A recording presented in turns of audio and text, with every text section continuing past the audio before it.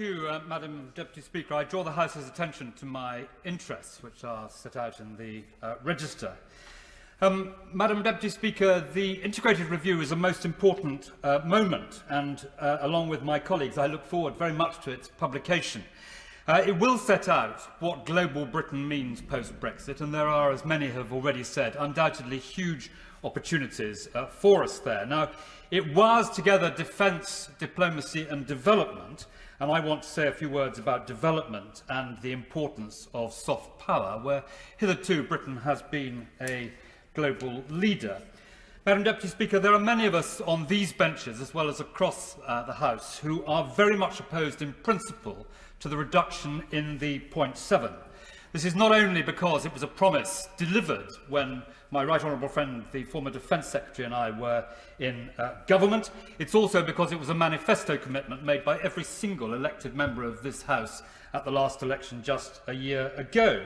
It is, in my view, incredibly unwise to break that commitment, particularly in the midst of a global pandemic, where we all know that COVID will never be beaten here until it is beaten everywhere. And the British development budget has helped do an enormous amount to build health structures, which have been so important.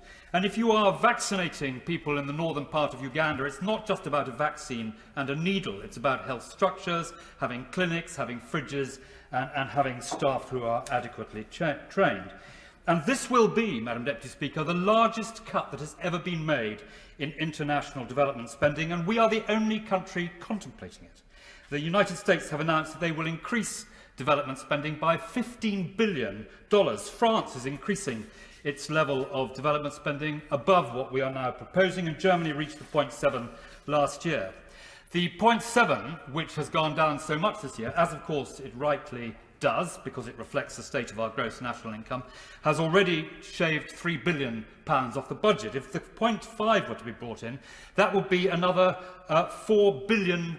That's nearly half the budget of £15 billion last year, and it is wrong in principle, in my view, to use that to wipe out 1% of the debt we have racked up in the last year. And I ask the government respectfully to think again about this.